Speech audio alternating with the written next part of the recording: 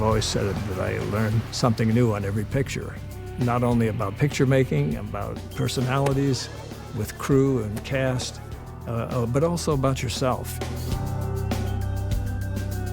He's a likable guy, and you see that in his films. The camera kind of doesn't lie about that kind of thing. There's no doubt that he is the link from the cinema that I grew up with and loved to the modern day. What else is he gonna do? Because he's surprised us so many times. Life is exciting to him. He always wants to try something new. I think Clint Eastwood has a style of directing and dealing with people, but I think he's a style in progress. He would be the first person to say he doesn't know everything. He'd be the first person to say he makes mistakes. He's proved something about the difficulty of achievement, dedication to a principle, the willingness to always learn more, not just sit and collect your check. He's quietly competitive. Beneath the creativity and the gentle nature that he has, he's very driven.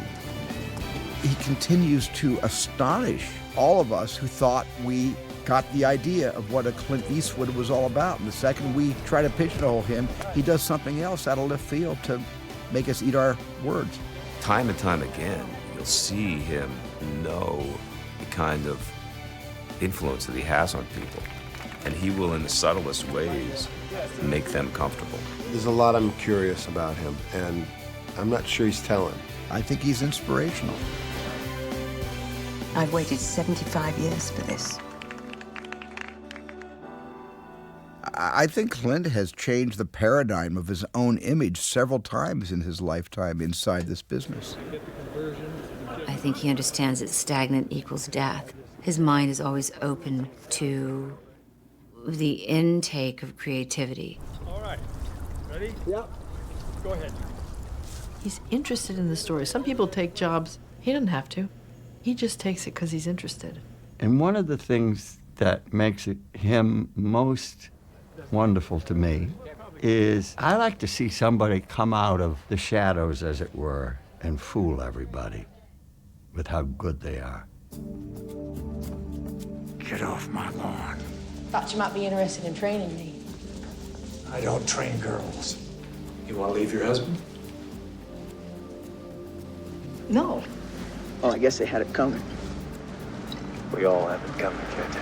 When I was a young contract player back in the early 50s, I used to go down to the sound stages, mainly to watch the actors. I was trying to learn as much as I could about the acting profession, but I was always curious about the directors and curious about how they were putting it together. He didn't wear jodhpurs and a cowboy hat and smoke and have a lorgnette. I mean, he didn't go for the trappings of it. He just did it. I think he was maybe just born with that kind of creativity. The few things that he told me about, being a pool boy, his dad running the filling station, money was tight, and he grew up understanding economy of scale. He has a really good understanding of people and of how complex we are as human beings. There's a seemingly simplicity to the style. Okay. Let's just fire one off to see where we are. His personality as a filmmaker is not forced on you. The things that he is directing, he cares a great deal about. I think he just trusts his gut, and it probably started early on in Rawhide and Hollywood, and he started with nothing, and he earned his way into a great situation. In the late 50s, when I started on Rawhide, you have a lot of different directors every week coming and doing a show. You start finding out what you like and what you don't like about various characteristics that directors have. Finally, one day I started thinking, I ought to try this myself. And he began to realize, I could do this. I would think, I'm not putting words in his mouth, but the reality is I have the heart for it. The first time I worked for Clint, the history that I knew of Clint was Rawhide. Because as a little girl, my sisters and I would watch Rawhide, and we would get to be the different characters. And my sister got to be Rawhide, the other one got to be the girl, I had to be the cook. But we loved him. The directors that influenced him most were Sergio Leone and Don Siegel. They're such different directors, but when you look at Clint's movies, you can see the impact that both those talented gentlemen had on him. How was Sergio Leone able to influence? Not exactly sure how he was able to do it, but I think if you look at the mechanics of those movies, they didn't rely on a lot of dialogue. But he was great. He had a very vivid imagination. When we did the first one, he didn't shoot many close-ups. Being from television, I said, well, you know, I'm playing kind of a crazy character. You got to...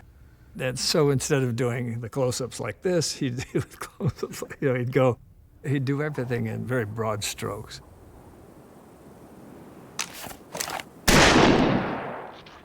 The way he approached things was so unusual. He always had a childlike glee about things. One time we were shooting in Spain, and he wanted a tree with a hangman's noose hanging from it as sort of a threat to anybody who's riding by.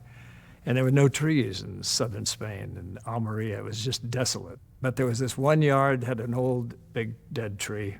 He goes to the house, and he just all of a sudden goes in their yard and has the crew out there sawing down this tree. And of course, the guy comes out who owned the house, and he was incensed.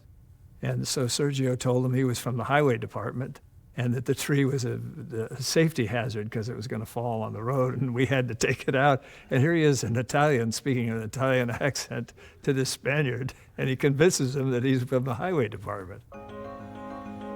I came back into the States and started doing some American films, and in 1970 I found this script, Play Misty for Me. I actually found it in 1969, and I was just fascinated by it. I know that when he did Play Misty for Me, that he had gone to Lou Wasserman at Universal and made a deal so that he could direct his first movie. And he said, yeah, that's fine.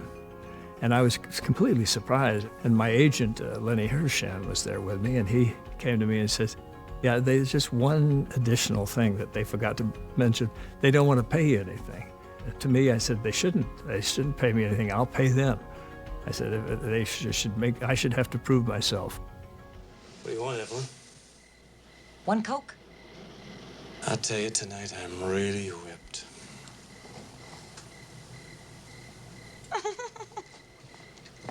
I think the first time I knew Clint Eastwood beyond his iconic status as an international matinee idol was when I saw Play Misty for Me for the first time, and I think along with the rest of Hollywood, Clint was overnight. We all recognized Clint, you know, to be a fantastic filmmaker and someone who was really a storyteller, not just an actor whose job it was to tell someone else's stories. When he started working with Don Siegel, he started to really get interested in the other side, what was happening on the other side of the camera. You know, he really did kind of watch Don Siegel a lot and learn the kind of basic craft of making movies. He was just a terrific guy. He didn't waver from his confidence. He liked what he liked, and he moved on. If something wasn't working, if you could offer something to improve the scene, he was the first guy to grab it. And then he used to joke. He said, yeah, anybody, the janitor can come up to me and give me an idea. If it's a good one, I'll steal it. They had a great relationship together, and they worked on, you know, quite a few films together. And then Siegel was in Play Misty for me, and I think he's a bartender. I gave Don a part because I thought it would be fun. I said, wouldn't you want to play this bartender? And he says, yeah, I would. But he said, I'd like to do it. But he said, you should just have a really good character actor do it. And I said, no, I was kidding, half kidding, but maybe I was half serious too. I said, you'll be better for it and more understanding of actors for playing it, and I'll have you there in case anything goes wrong. I copied from Don Siegel a technique that he used. I would write down all my notes on the opposite page. And then I got it all planned out, and I said, I think I got this. I turned out the light, and I'm sitting there, and I'm just almost going to sleep, and I woke up, and I said, yeah, wait a second. I've got to speak. I've got to come in. I've got to be ready to go. So I had to turn on the light, sit back up, go through it from a whole other perspective. Then I realized that this ain't going to be an easy job doing both things. But then after a while, you get used to it. So the whole thing will just start converging and it'll start moving to it. I really don't understand how people direct and act at the same time.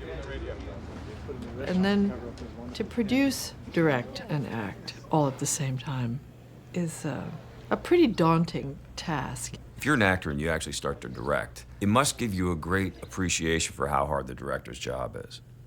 My feeling is, if you're an actor, you'd have to be an idiot not to know how hard a director's job is. You see that. It was interesting having your co-star also be your director. It's nerve-wracking just because he's Clint. He's an anomaly. He's a legend.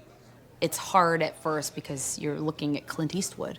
And then you just get into your groove. And I started seeing him as his character, and yet then he was also directing me. You don't even know you're being directed. Boss, that little house we talked about, I bought it.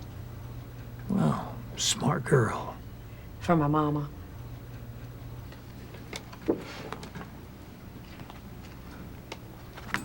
Okay.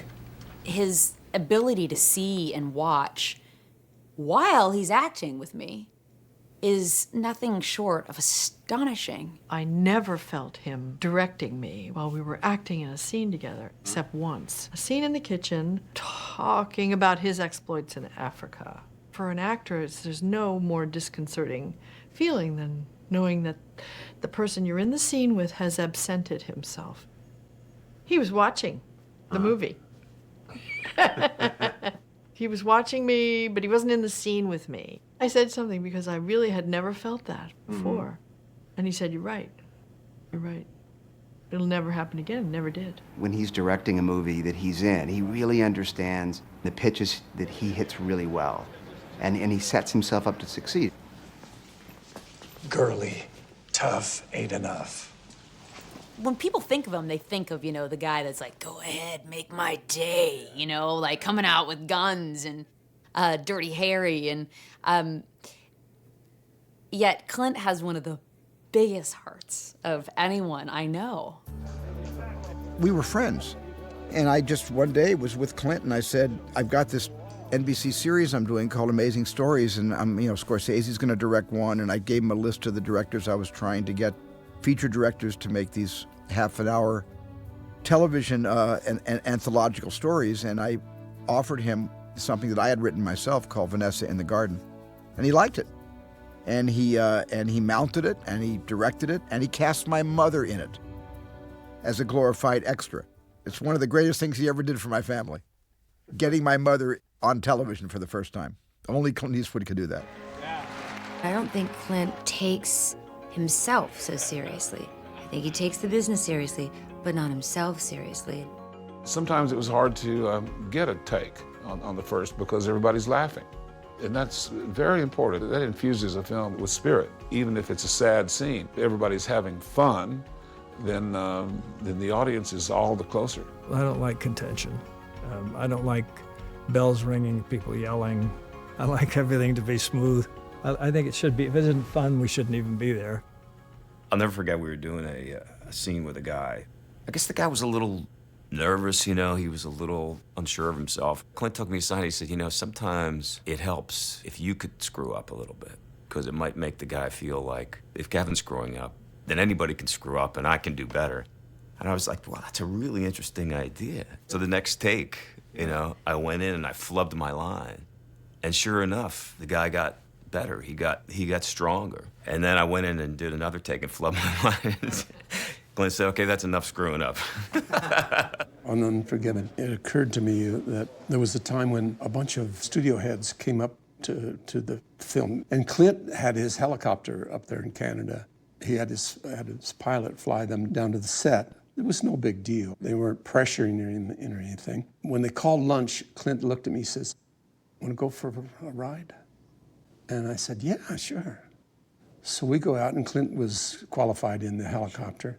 We both get on in the helicopter, and through the front plexiglass window, you could see the 4 or 5 studio types standing there on the hill.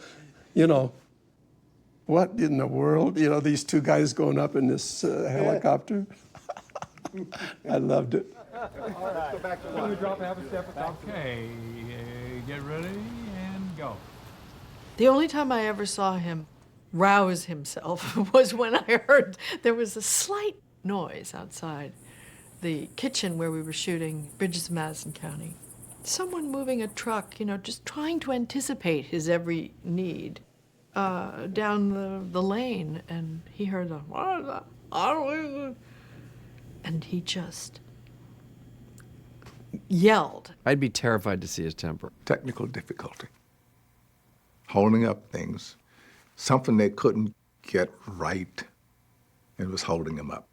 And his anger is sudden. It's like an explosion. Fix it. That's the only time I've ever seen him get anywhere beyond placid.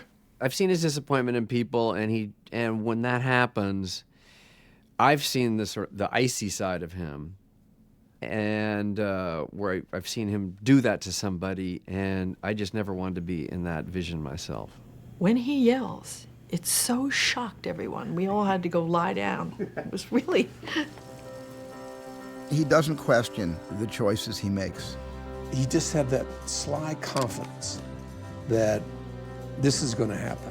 I think it comes from the roles that he did over the years before he decided to direct. You're thinking, did he fire 6 shots or only 5? Now, to tell you the truth, I forgot myself in all this excitement.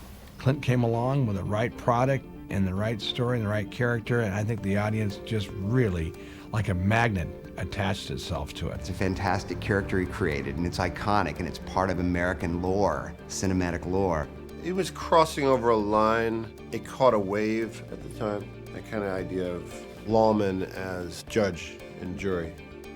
You have this extraordinary persona that is also, in these films, going from the Leone pictures to Dirty Harry, also has a range. He's got a range, you see. And you'd want to see a Clint Eastwood picture. Didn't matter who directed, didn't matter, you know. You go see that persona. You want to be in that presence. I remember Don Siegel was sick, and it was this day they were shooting the scene where there's a jumper. Clint ended up directing that sequence. The guy goes up on one of those telescopic cranes to get the guy off, and he talks him down the rather unorthodox way. I'd just like your name and address, that's all. Why? Well, like I said, it's such a mess down there afterwards, and it makes identification impossible, even if they find your driver's license, all that blood and everything. I think I'm gonna puke. Oh, now don't do that, son. I mean, all those people down there looking up, fire chief looking up, his face. You rotten bastard. He's still the guy that when you're with him, having lunch or whatever, people will, in equal measure, say, there's Clint Eastwood as there's Dirty Harry. Clint was so popular after that movie, he probably could have been elected president. To break through the molds of Rowdy Yates from Rawhide, and then all the Sergio Leone pictures, and then his own, triumph as a Western actor and director with Outlaw Josie Wales, which is one of the most brilliant Westerns ever made, in my opinion. With Josie Wales, Clint had completely escaped the shadow of Leone in some ways. It's a story about a man who lost his family. To me, it was a sort of ultimate man wronged kind of thing.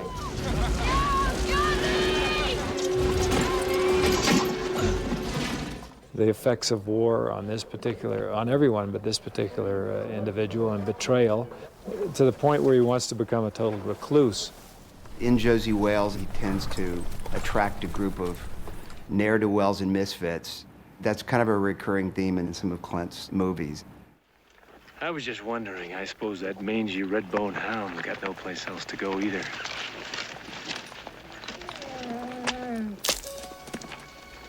Well, you might as well ride along with us. Hell, everybody else is. You listen to a lot of Clint's movies, there are things that he's saying in there that are very pithy, deep. It's quintessential Clint in terms of the character, in terms of the story. Why, you're gonna pull those pistols and whistle Dixie.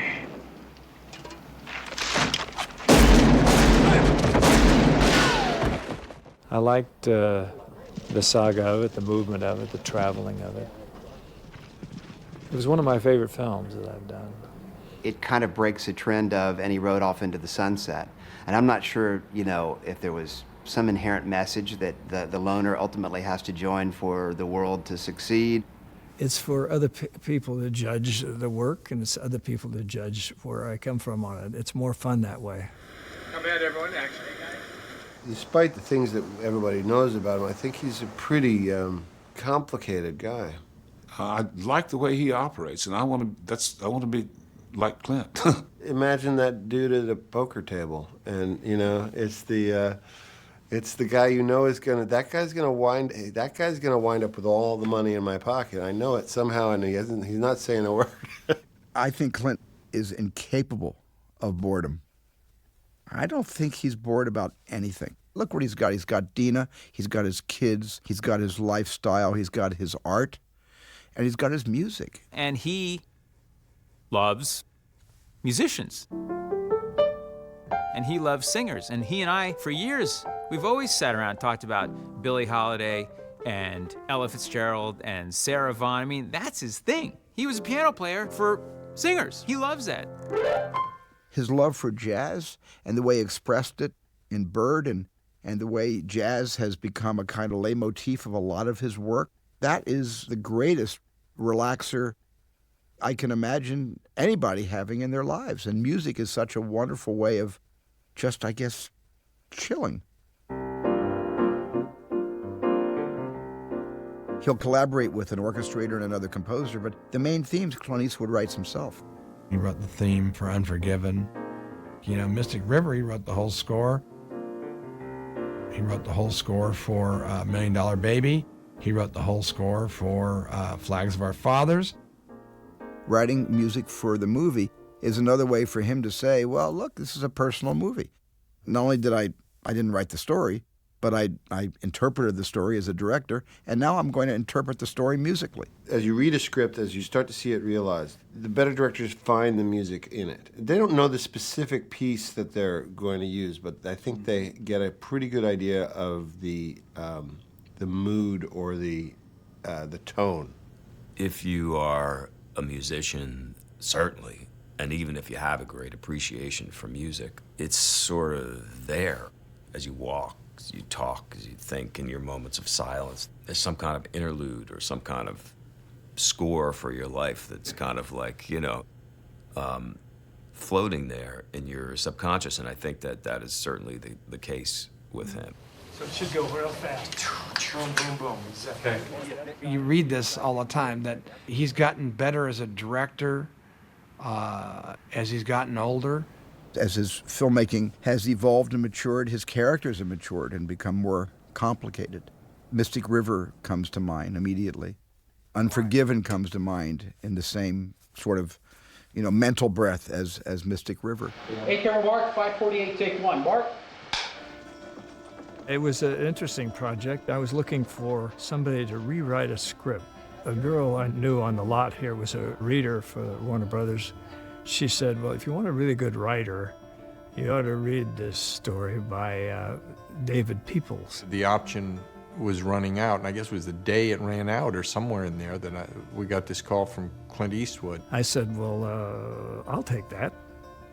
But this was 1985, and he bought the film outright. But I didn't want to do a Western at that time. I had done quite a few, and I felt I'd like to maybe sit on it for a while. Maybe it would be better to play this character when I was a little bit older. All of a sudden I see he's making this Western called Pale Rider, and I was very disappointed that he was making something different. I put it in a drawer and went through the whole 80s without even thinking about it. I think I talked to him once or something about a rewrite on the telephone, and he said he was going to get to it. 1991, I took it out of the drawer and said, and I reread it and fell in love with it all over again, and said, yeah, this is time to do this. He did want a couple of scenes rewritten, and I wasn't crazy about the ideas, but I was a little intimidated about the idea of, I could get pretty feisty, but I wasn't going to be feisty with Clint Eastwood. I started rewriting things, and I found out the more I screwed with it,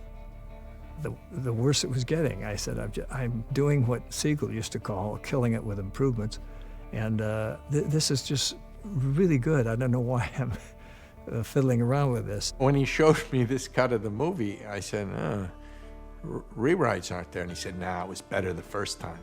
And that, I tremendously appreciated, because one of the things in this business is things just get worse and worse as you keep rewriting them, and nobody can ever stop, right? And he has that wonderful restraint.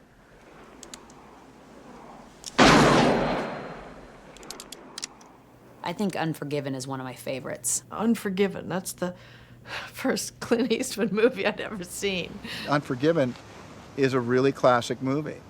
And I think that it's interesting, but I think great Westerns depend on their literacy, not on their gunfight.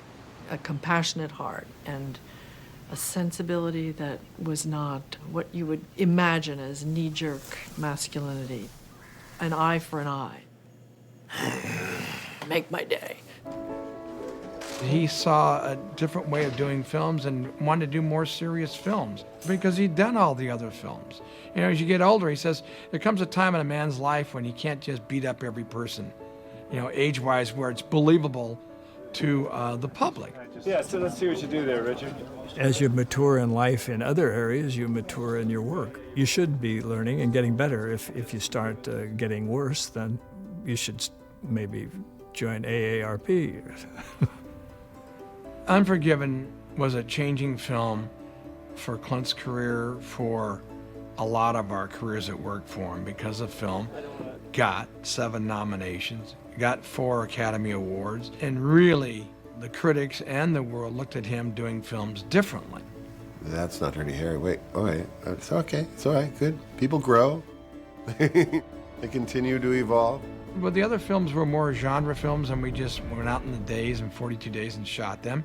And he did take more time with us because I think he felt this might be the Western that might be his career. I got the job because he asked me to do it. He owns me from that moment on. I got to Alberta, and we met and we shook hands. It was like I was meeting an old friend. And when we started working together, it was like putting on an old pair of shoes. I didn't like the idea of having to play a tough cop again, you know, and kind of a badass kind of a guy. You been talking about the Queen again? On Independence Day? Clint talked to him about it and said his idea was what he was going to do with that script was to be more character-driven, and Gene Hackman agreed to do it. I believed in him enough, finally, that I thought maybe he would find and help me find something to make the role interesting. And for Gene Hackman, it was a great move because he ended up getting an Academy Award for it. You beat William Mundy out of Missouri. Killed women and children. That's right. I've killed women and children. Killed just about everything that walks or crawled at one time or another. And I'm here to kill you, Little Bill. For what you did to Ned. He's not afraid there to take on a really horrible character and say, yes, that's me. That's who I am. You're the man who killed those women and children. That's right. Now I'm going to have to take you down. To take the Western in a different direction, making the hero a bad person. But he knows he doesn't want to do it because his wife used to really get upset about that. And he really feels bad about it, but he's got to do it.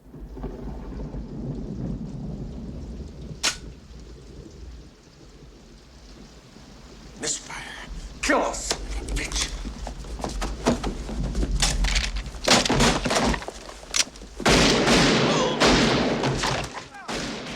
Coming out of the tradition of American Western, which reflected America in the first half of the century, he seems to be tackling what is ultimately the truth about it in Unforgiven. There's a ruthlessness, there's a ruthlessness involved, the individuality in order to survive. I came on the set one day and he said, I got a problem. Yeah, if you hit this thing. For whatever reason, the scene that was scheduled, we couldn't do it. The actor didn't show up or something. I can't remember quite what it was. So he says, can you go to scene 35, blah, blah, blah. And I said, I don't know, I haven't looked at it. So it was a couple pages of dialogue. And I said, well, I'll try it, And he was so good about that because he had to do that scene that day. And he was so thoughtful and so understanding of what an actor goes through when you're searching for lines and you do something unexpected like that. I really loved him for that. I know that when we finished Unforgiven, we walked back to our office and he sat down on the couch across from me and he says, I hope we have an audience for this film. Because I was so emotionally involved in it and everything, I thought it was fantastic. But somehow I didn't think anybody else was going to get it. And I was stunned at what he'd done. It was exactly what I'd written, and I was overwhelmed. But again, I thought, we're Clint Eastwood. He made this movie. And only the writer's going to be the one who likes it. I think Unforgiven will stand for a long time as the last great Western. It was a long time before he made the movie, but it was worth the wait. It was just kind of one of those things where its destiny was to be in the 90s. As a filmmaker, he's like High Plains Drifter. He's just drifting. He just goes from experience to experience. He's not intellectual about, I got to make a story in this genre, in this style. He waits for something to wash over him. He waits for a book, a script, an idea.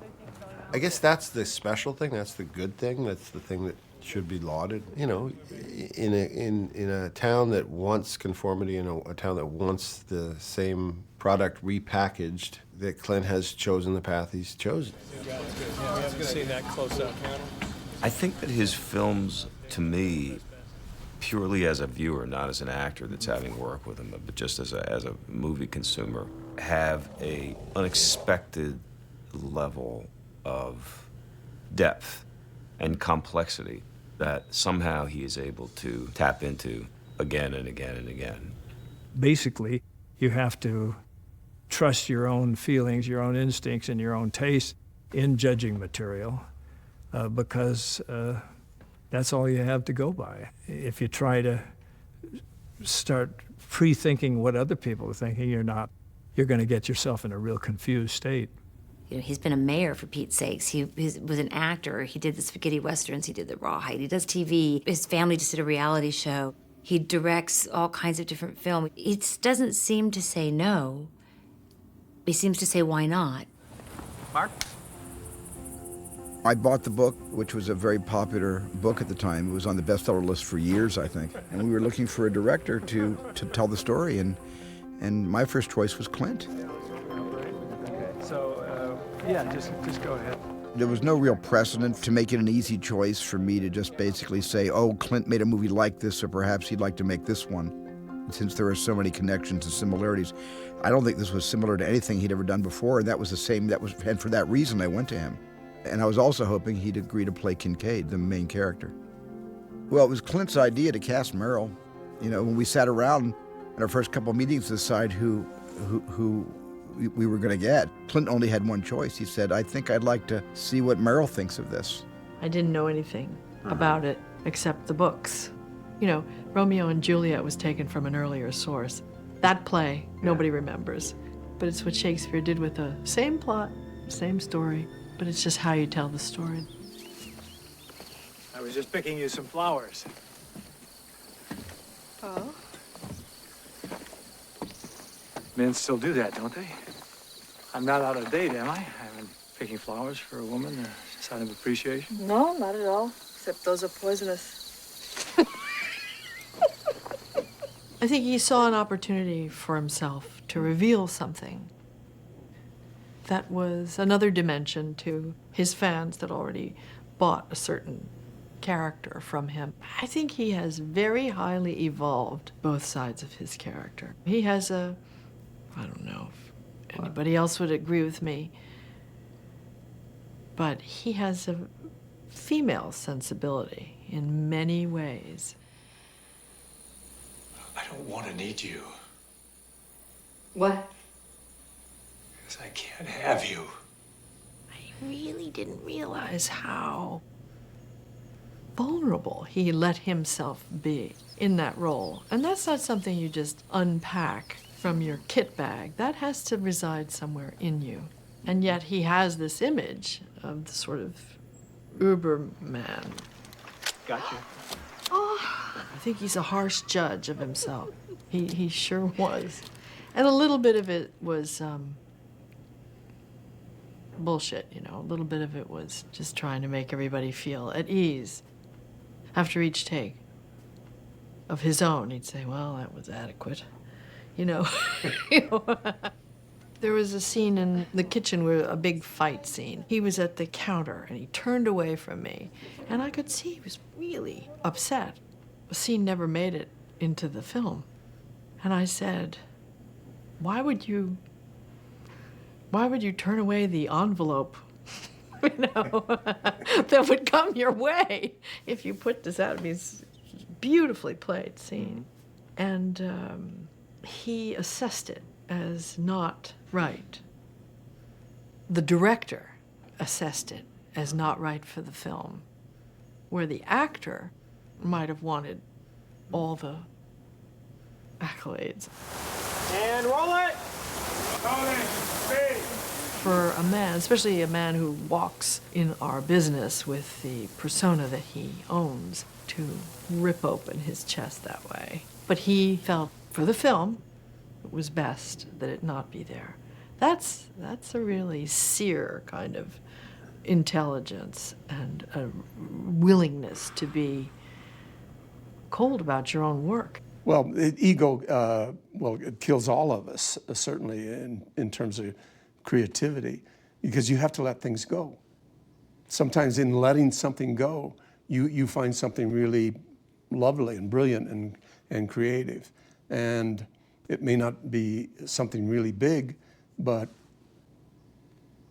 something will replace it. And he doesn't want to miss that fresh moment of anguish, humor, mistake that turns out to be fantastic, the stumble that you might do that says everything about your character. He loves that stuff. Once in a while you get a surge. You get a little surge of 2 or 3 scripts that in a row, and you think you would like to do all of them. In the early 2000s, as fast as I would finish one picture, somebody'd give me another script that I like.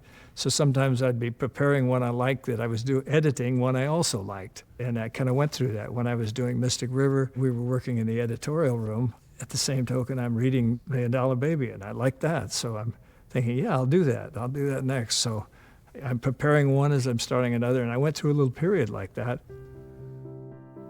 The first reason to want to do Mystic River for me was Clint. I love the idea of directors who have a kind of continuity with their actors. You know, one thing that was really, really different was that he expected all of the performers to have done our homework and to come to work ready to go. You're not going to have rehearsal, and you're not going to maybe go through the same sort of process that you've now come to expect. You know, I'm going to have endless conversations with the director or the writer about my character. And, you know, with Clint, you know, I had one conversation. He once came up to me and Lawrence and said, that's good, you guys, a little faster. And I was like, wow, I think that's the first piece of direction I got. And that could have been the last, a little faster. If you look at Mystic River, it's even more impressive because most everything you see in that is first take. Well, let's call it creativity, because I think that's what it is. That's his form of creativity, that he understands that many times on a first take, you'll get something fresh that you wouldn't get on take 8 or 9 or whatever. There's real respect for imagination and the hard work, but there's no, let's just go again 12 more times just to see what happens. For certain kinds of actors, that's the best kind of a vote of confidence. And so all of us, me and Sean and Kevin and Lawrence and Marcia Gay and Laura, we were scared. We didn't want to be out there with that one take that sucked, you know?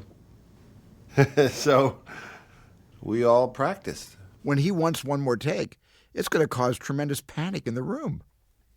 If there's 5 actors in the room and he wants one more take, they're all probably looking at each other.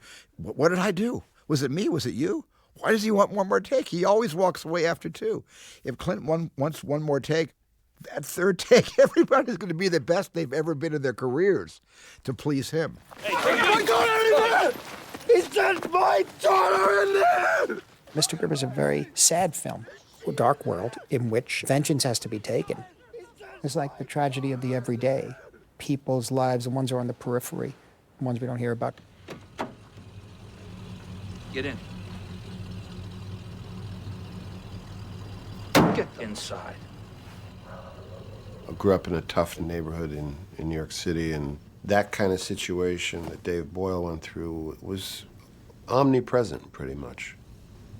I had friends that had been molested as kids, and you see the decay that happens from the start. And ultimately, a most horrific crime, because it's a crime that visits itself upon the victim over a course of his entire life. In the case of Mystic River, that's a transgression that's incomprehensible. He lets you find what you want to do. You think you're doing it on your own, but it's within a very clear structure that he already has. One of the basic things that's great about him is that there's a lot of stuff that we've gotten used to kind of doing over the years that are the ways that we think movies have to be made. And he has sort of cut away a bunch of the crap. One of the secrets of his being a really good director is married to this seeming no pressure, casual, easygoing, is a deep prep. He has imagined this scene. He has scored it. He has lit it in his mind. And all he doesn't know is what's going to happen in it. Efficiency is really something we should all aim for.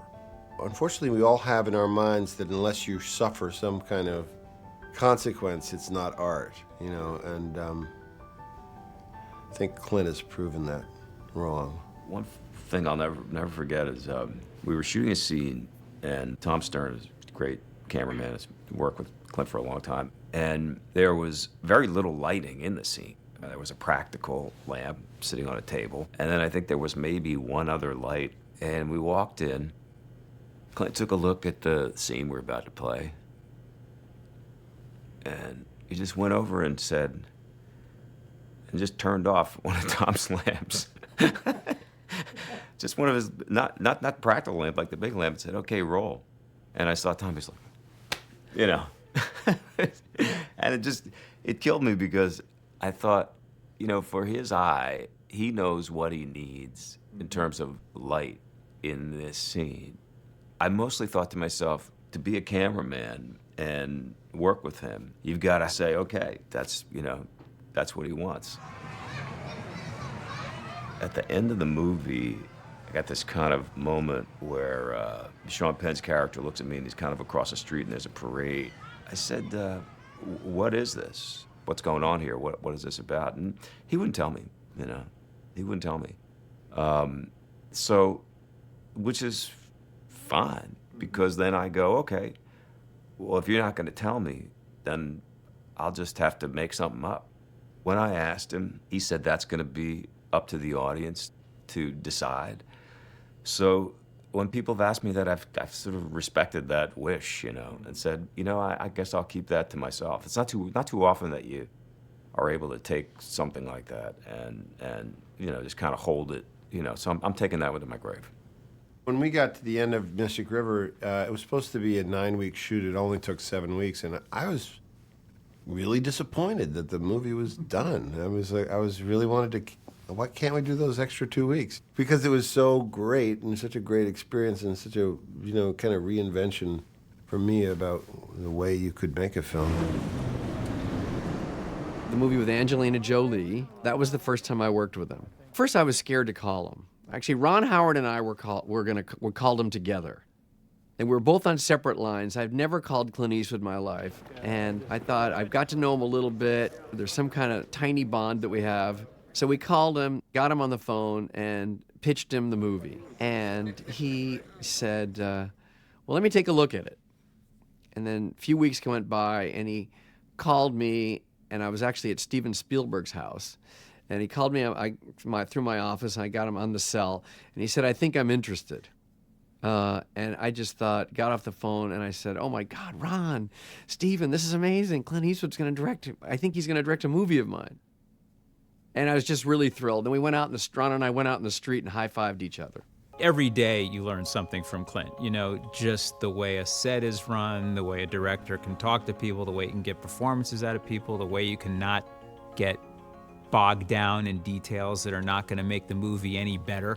You watch him work and it seems sort of simplistic. It's a sort of a seductive diffidence. He sits back and doesn't seem that invested in judging. It's freedom that you really want to feel. That's something that the actors feel, and the crew does not feel that.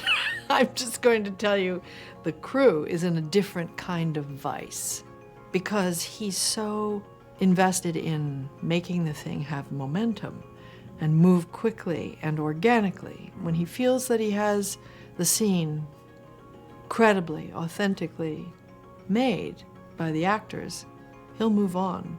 And it strikes terror into his crew. And so they come, and they're on their very tiptoes to be ready for anything that might happen. Clint has, for years, kept his crew together. And it's a familiarity. It's also, he knows what to expect. He even says, I hire the people I feel are right for the jobs, and he lets them do their job. He gets out of the way, is what he says. He comes to the set. Usually they start around 9 o'clock. Everyone's prepared. You got a good night's rest. You do your work. How are we going home by 2 o'clock in the afternoon? How is that possible? Clint cares about the people with whom he's working. It is a family. He really respects and admires and loves his crews. He gets that a crew spends 12 to 13 to 14 to 15, come on, 16, 20, whatever hours, and at the expense of their own families. So on Space Cowboys, Friday, Clint would have steak and lobster for the crew from the catering, and after lunch he went home. Well, I mean, we had to finish by 4 so we could get on the golf course because had to get that one shot we can never get. I was sitting in the trailer one day, and it was lunch, and one of the PAs came up and said lunch, and I thought they were going to say, what would you guys like? And instead, Clint said, let's go. And there's a long lunch line, and usually an actor or director will go to their trailer, and their food is brought to them or already waiting for them. You know, we walked over to where the catering trucks were, and he picked up a tray. And Clint was, behind, 20 people, and he wouldn't even think of cutting in front of anybody. I just thought, oh, that's why he gets people to work with him time and time again. He's like, they gotta eat too. We are all eating, There's no bodyguards, there's no coterie, there's no pomp and circumstance. It said so much in that one moment about who he is. Wasting your time. I told you I don't train girls. Thought you might change your mind. There's dozens of trainers who train girls. You won't have any trouble finding one. Don't hardly need a dozen, boss. You'll do fine. I remember reading it, and from page 1 to the end, I thought it was perfect. Later into the process, I heard that Clint was not only wanting to star in it, but wanting to direct it. And I was asked to take a meeting. We sat and we talked for about an hour. We talked about the movie, we talked about my background. He asked if I was an athlete. We chatted a bit about Mystic River, which had just gotten nominated. I remember actually something he said at that time, which has always stayed with me. I congratulated him, and he said, you always aim for the bullseye, but you don't always hit it. So it's a nice thing when it works out. And at the end of the meeting, he said, well, you better start training. She's gonna be boxing with me, right? Yeah, she'll come back in and then she'll, all right, punch it, yeah, and move around. If anyone else had directed $1 Million Baby, I don't think it would have got much notice at all. Everybody has their own ideas about what a movie should be, and I suppose executives here or elsewhere have ideas about what the studio should be making. There were several pictures in a row there that the studio here had doubts about, and one of them was $1 Million Baby. It's a boxing movie. It's a girl boxing movie. It's a girl boxing movie about a woman who wants to kill herself in the end. I mean, who would see that film? But make it a Clint Eastwood movie, and people are really curious. It could have easily been a terrible flop. All movies can easily be a terrible flop. And good movies don't always do well, and bad movies sometimes do great. So there's no rule. There's no rule you can follow. Everybody thinks there's a rule, and everybody thinks that they've got the answer. But nobody has the answer. Got any family, boss? Well, I've got a daughter, Katie. That's family. We're not exactly close. I approached it like it was a father-daughter love story. It was the daughter he never had and the father she never had. Actually, it makes me emotional talking about it because it's exactly how our relationship evolved as director, actor, and then how it built into a friendship. She was successful, but also it caused the tragedy the picture eventually takes on.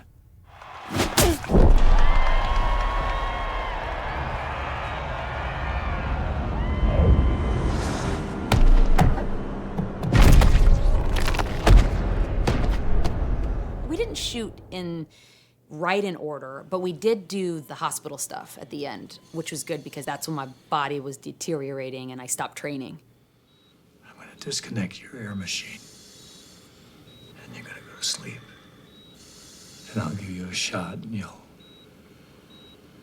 stay asleep. And just at that point, we had gotten to this closeness in our relationship that I think helped with all of that. And Clint has a very special place in my heart. Kushla means my darling, my blood. You know, in this world, we need people who believe in us. And Clint believed in me, just like Frankie believed in Maggie. And he gave me that gift.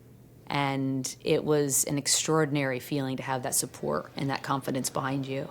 If I had to be done tomorrow and I could never do it again, having the experience with him would make it okay. He'll read a script and he'll say, yeah, this could be an interesting little picture. And if you give him something, he'll read it right away. Which is really not something you can easily say about most gigantic filmmakers. You don't really know if they want to do it. You could wait months and years to find out if they really want to do it. Clint Eastwood tells you pretty early on, you're in or you're out. Maybe I'm a little more decisive. I think that happens as you get more miles on the trail. There isn't a gray area with Clint where you're going to talk him into anything. And the older you get, I think there's something about, get to a certain age and what can they do to you? Not much. I mean, I wish I had that low-stress approach to finding material. In the case of Gran Torino, from the point he said I like it to the point it was on movie screens was less than a year, which could be a record for a studio picture. Get off my lawn. Listen, old man. I said get off my lawn now. I'm not gonna say it again. Go in the freaking house. I go in that house after I've blown a hole in your head, and I sleep like a baby. He doesn't want anything to do with anybody, and especially people that are different than he is.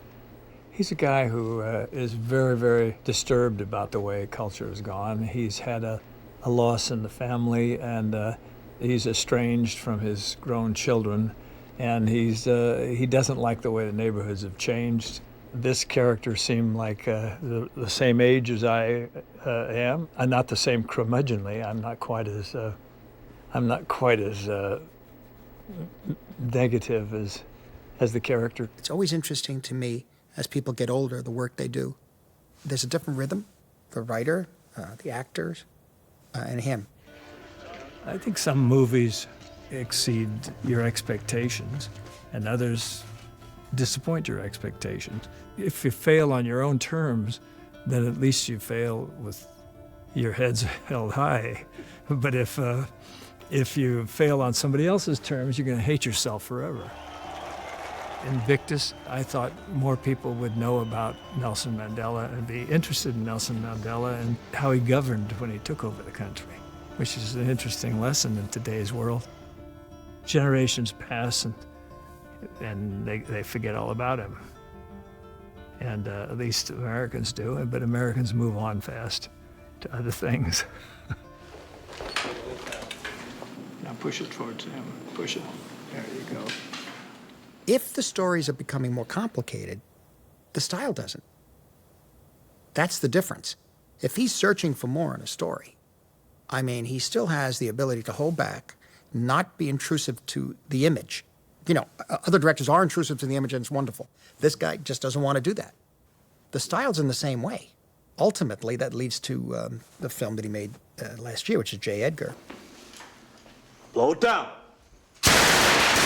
Well, on J. Edgar, what I did is I'd already had a relationship with him because I'd produced The Changeling. And I felt that we had a bond and that he trusted me, just man to man. I felt Clint might be interested because it was an era that he knows. It's about power dynamics. It's about a complicated man. Mr. Chairman, I urge passage of the Lindbergh Law, making kidnapping a federal offense, to immediately deliver all fingerprints in this country to my office so that we may create a central file, to help arm our agents so that they have a fighting chance against the submachine guns of some of the most dangerous characters in the history of American criminality. It's also sort of an American tragedy as well because J. Edgar formed the FBI, and he died a very lonely death. You know, for me, it's like Pablo Casals playing cello in a room by himself towards the end of his life. That's how it sort of enveloped me. It went into his very essence, his being, in a way. And it was very subversive because of that, because it sucked you in. And before you realize you didn't want to leave the room, but you don't like the guy, but you're not leaving. I've been with the department of the Bureau for 7 years, Edgar. Almost as long as you. No. You were with the old Bureau 7 years, and that Bureau is now gone, sir. And so are you. I was a little surprised that more people didn't see it. There's so many pictures that people haven't gotten, and 10 years later they get them. Biographical films, we've seen a lot of them over the years, and some of them work and some don't. There's no doubt. I think this one has a depth to it and a power and a staying power that once people calm down a little bit and try to see what the hell it was, they'll come around to it. A lot of times you find material that's interesting and the public doesn't find it interesting at all. But that's horse racing. You're still doing it from what interests you. And if you're out of sync with the public, that happens. That happens to everybody at some point. But you just, the old song, pick yourself up and go back in the race. Any criticism to Clint, came under in the early part of his career. You mentioned Pauline Kael and others. He's had the last laugh. So we're talking, and he says, yeah, he goes, to tell you the truth, I still don't think I've done my best work. I think the strength and the power come from his gigantic desire to be and stay relevant. That is, to me, what differentiates him from guys who really only want to sit around and talk about how great that movie they did or this movie, blah, blah, blah. Clint's still in the hunt. You don't want to be just an old gummer who's sitting around talking about things were so much great in the old days, and they were great in the old days, but they're good in other days too. You just have to, it's what you make out of it. I think maybe Clint is the last of the last vestiges of the golden age of the Hollywood studio film. He's one of the most successful filmmakers in history, and he's a brilliant actor, and he just continues to do his thing. And he's laughing all the way to the movies. There's a body of work that will survive. Some may be considered stronger or last longer than others, but I think they'll always speak to future generations because of the humanity of the films, the ethics of the films. Clint is a legend, but he's not carrying it around in a placard. Maybe real legends don't carry it around in a placard on their chest saying, I'm a legend by God. Wannabe legends do. but real ones don't. Some days you can't remember somebody's name or you can't remember something. Is it because you're actually losing memory and you're becoming somewhat senile? Or is it because you just have had so much information crammed into your brain after 80 years that you can't hold anymore? You'd like to think it's the latter, but... He loves making movies, likes to make as many as he can.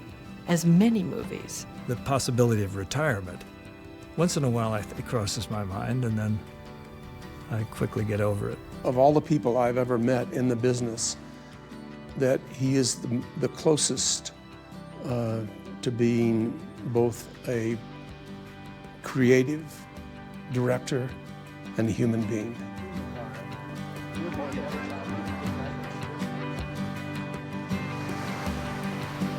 That's it. Cut.